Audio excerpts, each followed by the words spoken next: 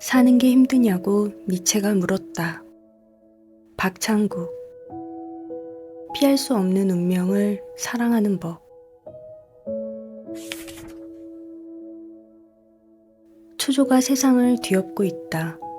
현대인들은 너나 없이 자기 자신으로부터 달아나고 있기 때문이다.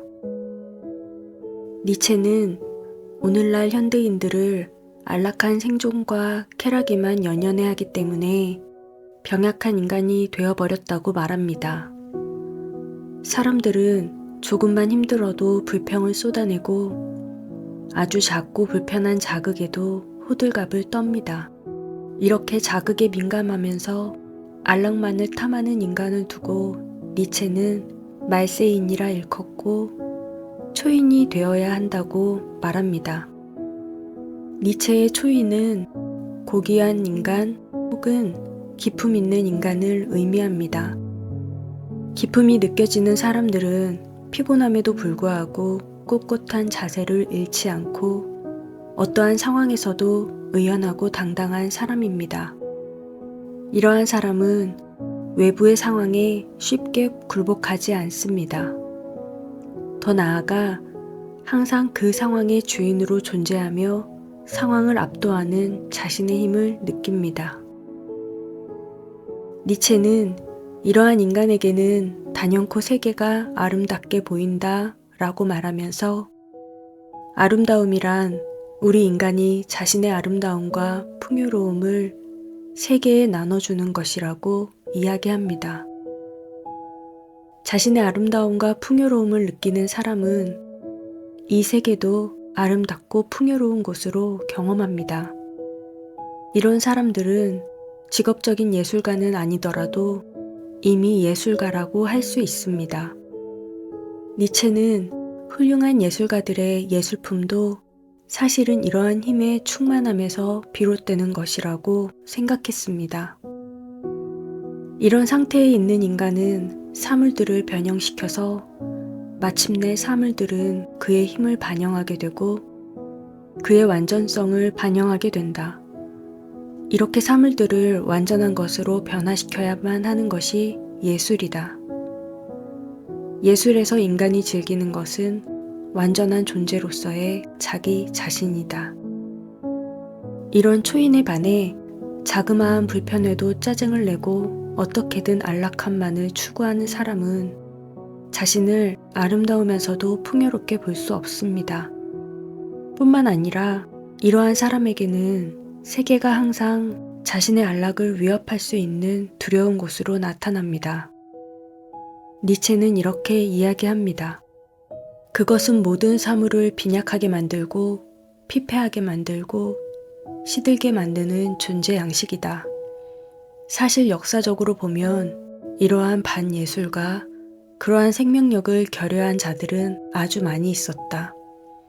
그들은 필연적으로 사물들을 약탈하며 쇠약하게 만들고 여위게 만들 수밖에 없다. 니체의 이러한 사상은 동양의 불교에서 말하는 것과 상당히 유사합니다. 동양의 한 학파인 유식학에서는 각 존재자들의 정신 상태에 따라 동일한 세계도 완전히 다르게 보인다는 사실을 일수사견의 비유를 들어 설명합니다.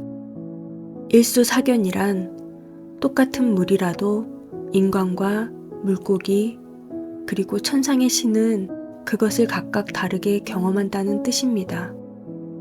인간은 물을 음료수나 목욕물로 경험하지만 물고기는 거주처로 경험하며 하늘의 신은 복의 궁전으로 여긴다는 것입니다.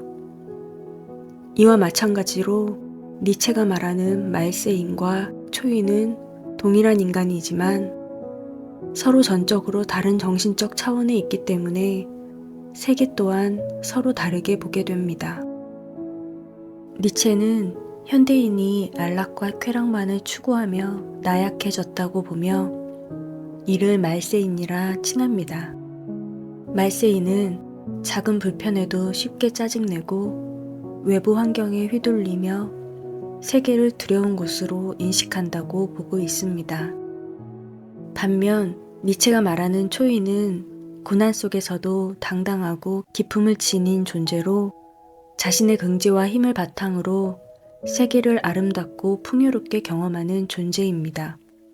이는 불교의 일수사견과도 유사한 개념으로 인간의 정신 상태에 따라 세계 인식이 달라진다는 점을 강조합니다.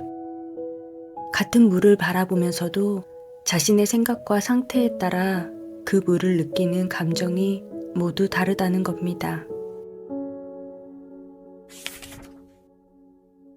우리는 흔히 고난과 고통이 전혀 존재하지 않는 상태가 행복이라고 생각하는 경향이 있습니다. 따라서 우리는 고난이 일어나지 않고 항상 좋은 일만 일어나기를 바랍니다. 그러나 세상은 그렇게 마음대로 되는 것이 아니기에 우리는 고난을 겪을 수밖에 없으며 고통을 경험할 수밖에 없습니다. 진정한 의미에서의 행복한 인간은 고난과 고통이 없기를 바라지 않고 그런 것들이 존재함에도 불구하고 정신적인 평정과 충만함을 느낄 수 있는 사람입니다.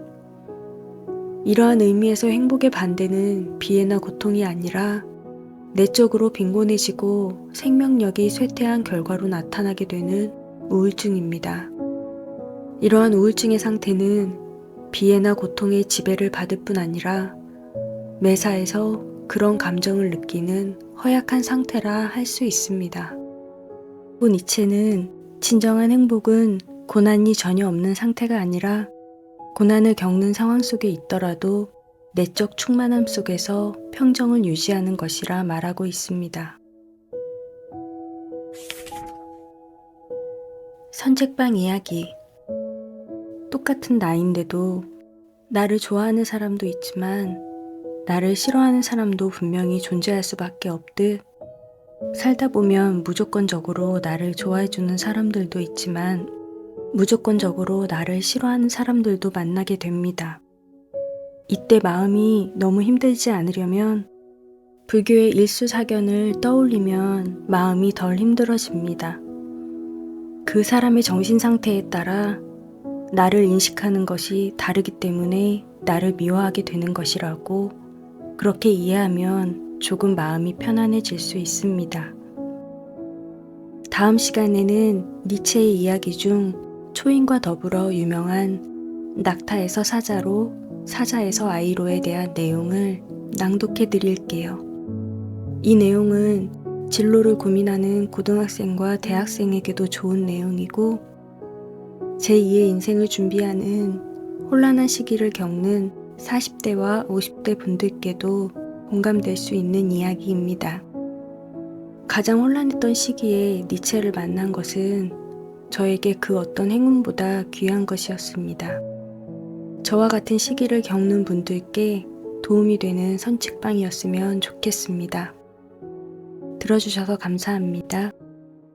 따뜻한 위로가 필요한 밤 선책방.